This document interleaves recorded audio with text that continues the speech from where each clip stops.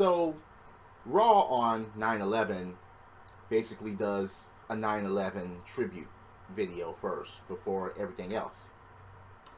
Then it goes from tributing the day that one of the biggest tragedies ever happened, perhaps the biggest, because we'll never forget.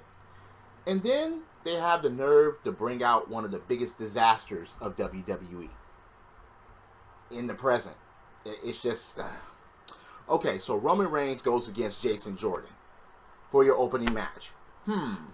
Okay, so basically this is just the answer for last week's Cena versus Jason Jordan, or who did it better, or who did it faster, you know, that type of situation, that type of game. That's what they're going for here, and we've seen it through rivalries in the past. Okay, fine, but Jason Jordan is just being used as fodder. I mean, come on. You have two motherfuckers that many people do not like in the first place going against Jason Jordan, who they're trying to push, but his push is not quite going as planned. You know, they tried to elevate him to mid-card status, and he's just not there because the crowd just won't get behind this guy. So I guess they want him to showcase his skills and maybe goes against people that people are booing to try to get this guy over, and it just hasn't worked. So I don't know what they're going to do from here as far as Jason Jordan. But he goes against Roman Reigns this week, and it's like, all right. Jason Jordan wants a handshake before the match actually begins, and Roman Reigns is like, big dog, no shake hands. So, Jason Jordan is trying to show his stuff. And, okay, now, Jason Jordan did perform pretty well. He even hit the double Northern Lights on Roman Reigns in this match. And he actually showcased that he can actually hang with the top dog. And I'm using quotation marks because I just don't believe that Roman Reigns is a top dog. No, just, again, Roman Reigns, dude, it's the fact that he hasn't proved himself on the microphone, and he's barely done anything in the ring except, okay, be a juggernaut, which was basically he was supposed to be doing, but everyone's bitching and complaining about him not being able to wrestle and so on and so forth. But newsflash, people, he's not supposed to be a wrestler. He's just not. He's supposed to be the juggernaut. He was the juggernaut of the Shield, and that's what he is. And expecting him to be good on the mic, no, he was the strong silence type, and he should stay that way, in my opinion. I mean, yeah, it's just... But, no, I'm not hooked on Roman Reigns. I'm just not. Ugh. Especially after this match, which he did win. Roman Reigns did win through his typical Superman punch and spear shit. Yeah. But after the match, okay, John Cena is like, okay, he's going to come out and he's going to talk to Roman Reigns face to face, man to man. And the first thing that Cena does is, of course, he throws it back at Roman Reigns as far as saying, hey, look, came out last week and, yeah, me. And the funniest thing about Cena in this confrontation of War of the Words is that Cena's like, I don't even have to do anything. You know, don't put this all on me. It's his burial. No, Roman Reigns, all he has to do is just be himself and open his mouth, and he just does it himself. Fun, huh? But Roman Reigns actually said something that really struck me, and it actually was, you know, brought question marks and explanation points like a cartoon character above my head. I was like, wait a second. He actually has the nerve to say, well, I was out here having a great match. Something that you, Cena, know nothing about. And I was like, wait a minute, what? Okay, look. Say what you want about Cena and his wrestling skill and so on and so forth. But to say that Cena hasn't had a great match or even a classic one is just asinine. I don't give a damn how much of a Cena hater that you are. You have to acknowledge that he's had good, great, or classic matches with the likes as, off the top of my head, Triple H, Chris Jericho, Shawn Michaels, Edge, CM Punk.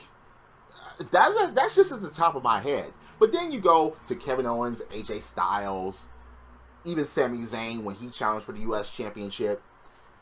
I mean, come on. He's had good rivalries with Randy Orton, even though that it was off and on, but still. And, oh, goodness. Look at the people that he's put over as champion.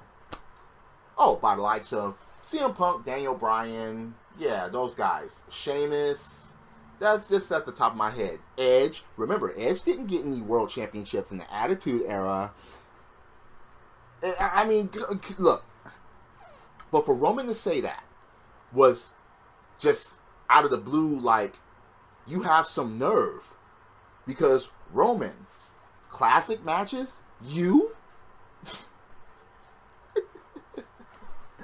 talk about insulting the wrestling audience. That was the quote that insulted us the most out of anything that he's ever said. It's just, wow. I couldn't believe when he said that. I just couldn't. It just unbelievable. You have some nerve, Roman. Oh, God. The funniest thing about this segment is what Cena said at the end of it. He said, consider me like a drug test. You're not getting past me. Drops mic, walks away. Okay. And come on, people. Roman Reigns did fail a drug test, yet he's still at the top. He's still in the main events. He's still winning championships like the United States Championship, which he did not fucking deserve. But, again, it's just... oh, God. Classic match.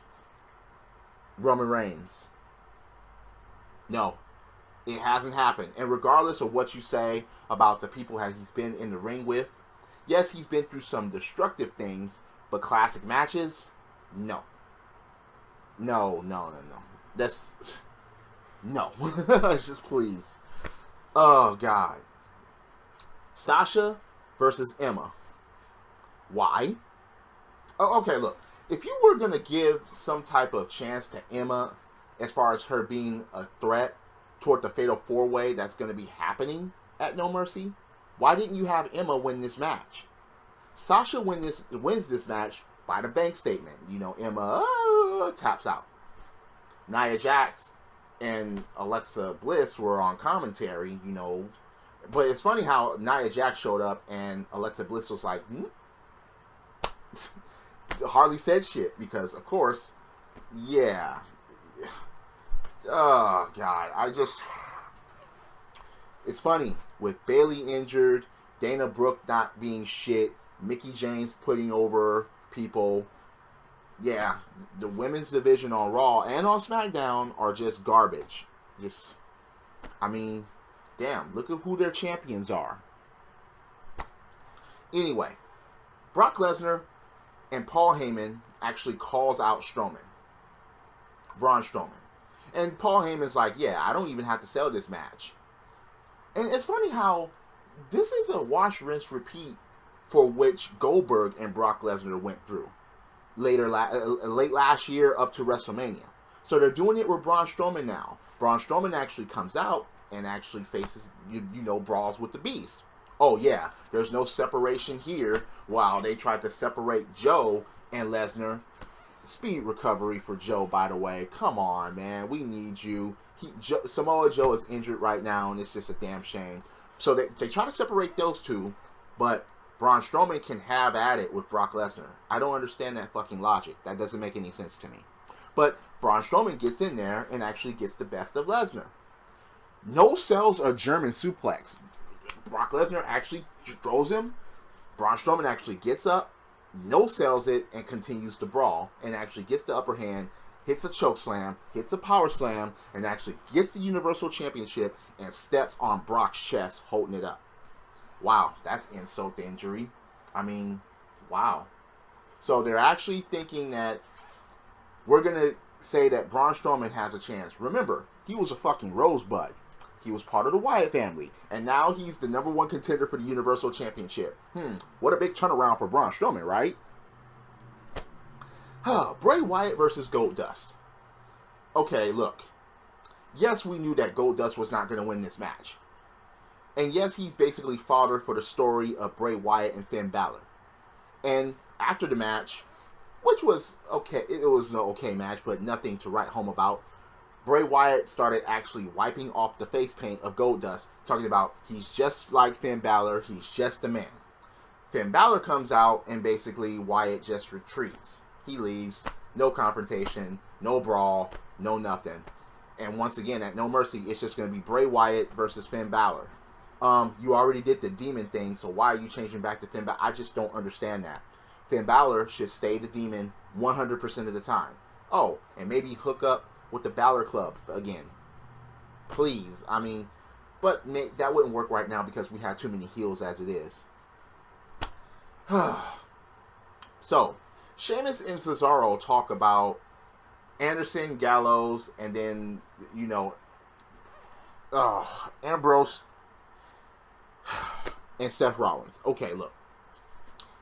It's funny because there was supposed to be a match that takes place between Anderson and Gallows, who actually, they were like, okay, yeah, at least they're a team, at least they're a unit, at least they function together, you know, unlike Ambrose and Seth Rollins, which is true. But then, before the match, there's a brawl. Oh my God. A brawl between, well, not all three teams, but it was basically a 4-on-2. Yeah. Damn. Why couldn't you let the heel teams go at it?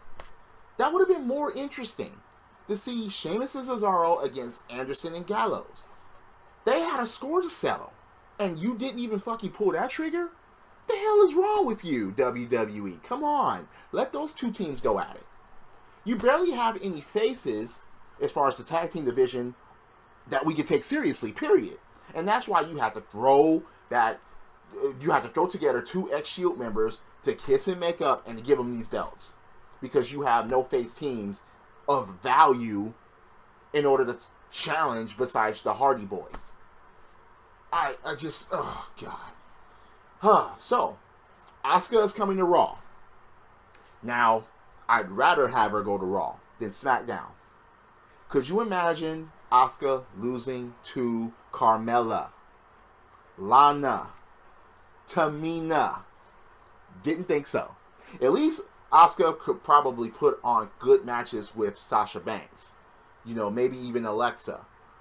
You know, Mickie James. We've seen that. And even Nia Jax. Okay, look. Again, Alexa fits on Raw. And I'm not sure if they're going to give her the title immediately. I mean, look at what they're doing to Shinsuke Nakamura. But Asuka is coming. So, after watching that video package, you know, Alexa sucks up to Nia Jax. Oh my God, another one. Well, Nia Jax is like, yeah, another one.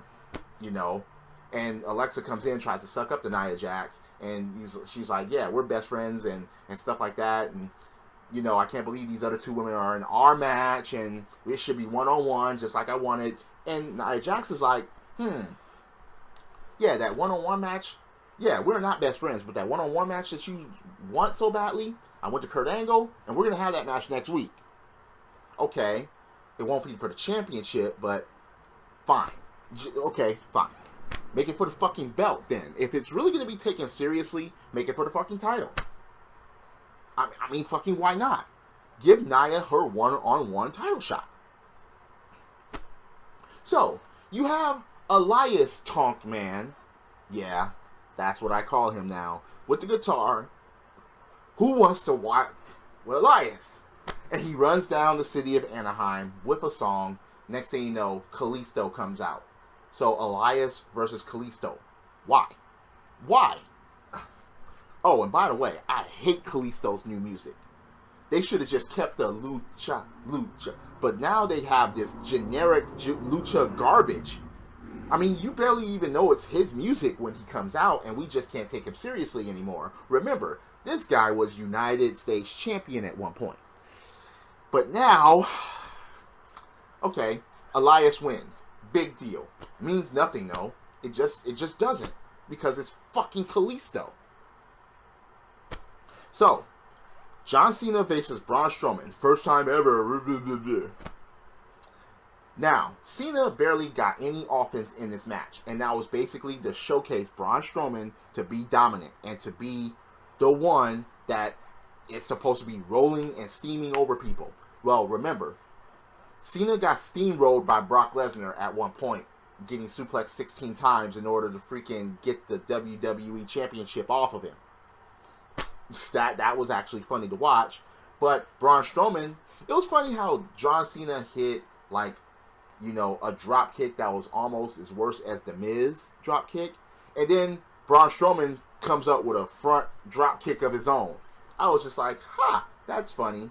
But Cena even tried his moves of doom, and they didn't hardly phase Strowman. He even hit that fuck you on Strowman, and Strowman goes running out of the ring. But what happens at the end of the match kind of confuses me. Okay, wait. So you got both of these motherfuckers on the outside of the ring. Braun Strowman grabs the steel steps and hits Cena with it. The bell doesn't ring. And I'm like, why? So they actually get into the ring, and Braun Strowman brings the steel steps in the ring, power slams Cena on the steel steps, and okay, wait. Then the bell rings? Huh? I didn't understand that. I was like, wait a minute. If you were going to have the steel steps be a part of a disqualification, which Cena wins by disqualification, why didn't it happen initially when Braun Strowman hit Cena with the steel steps, pick up the steps and hit him with them? I didn't understand that. That's just stupid. WWE thinks that they can just change things and change rules and change outcomes and thinking that motherfuckers will not remember. It's just, who's writing this? Who's writing this crap? Who said, no, don't ring the bell? Fans don't remember that 100 times people have grabbed steps and threw them at them and threw them at people and disqualified. Oh, God. Stupid. So, it's funny how now there's going to be an 8-man tag team match if Ambrose and Rollins can find tag team partners. Oh, wow. Who's their partners going to be? None other than the Hardy Boys. Okay, fine. 8-man tag team match is going to be at the main event. Is Teddy Longback writing this stuff? So, you have Jizz TV. They have an announcement. So, Maryse is expecting a child. Pregnant, huh? I think it's funny how the Jizz Taraj shows up, and that's just the amount of time, pretty much, maybe how Maryse is far along in her pregnancy. Pregnant with whose child? Is it Bo's? You know, is it Axel's? Okay, yeah. Jizz Taraj, right? Yeah, maybe they're taking their turns with her. I don't know. I didn't know that you can get a woman pregnant by, blowing other dudes in the back in the WWE to get titles and keep them. I didn't know that you can get a woman pregnant by doing that. But, let no behold, here it is. So, Enzo Amore is supposed to be a guest on Jizz TV.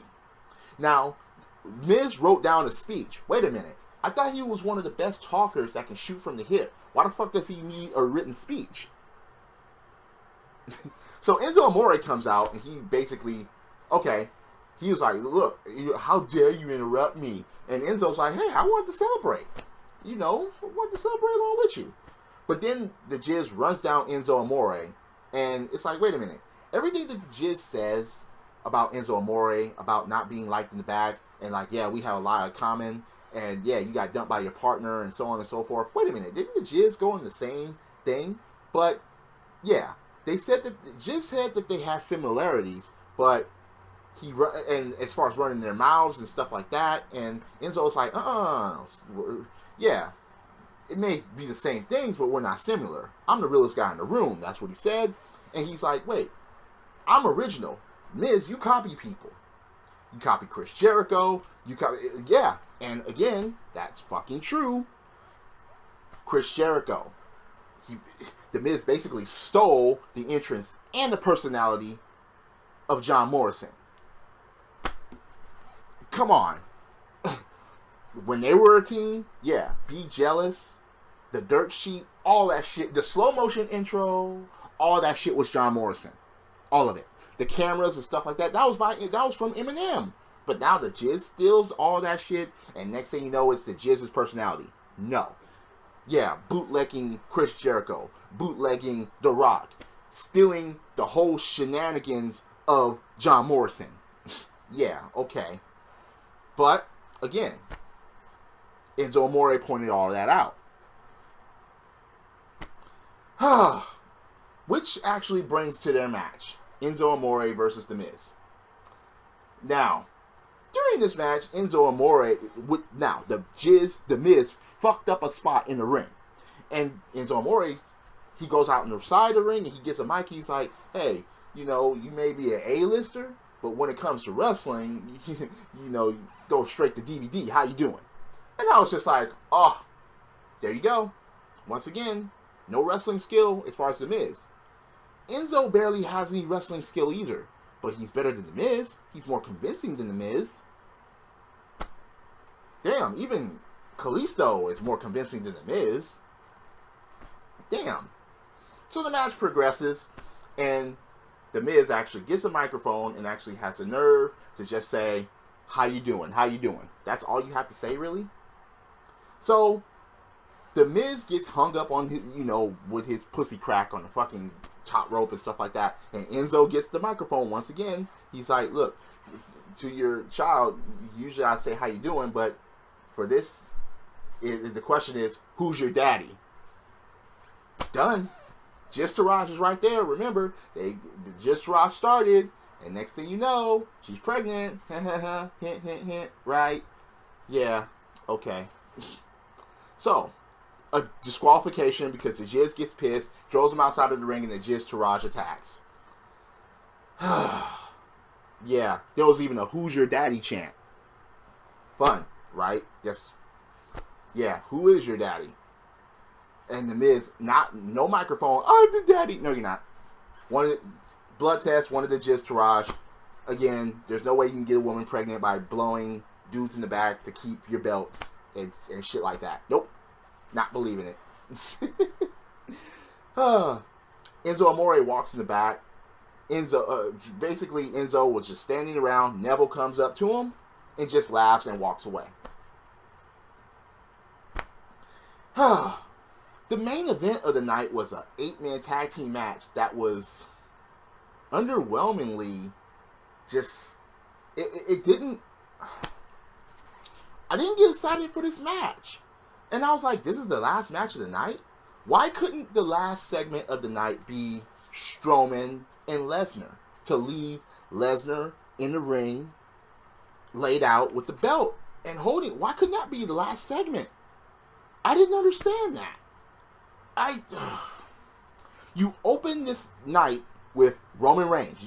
Most of the time, he's opening or closing the fucking show.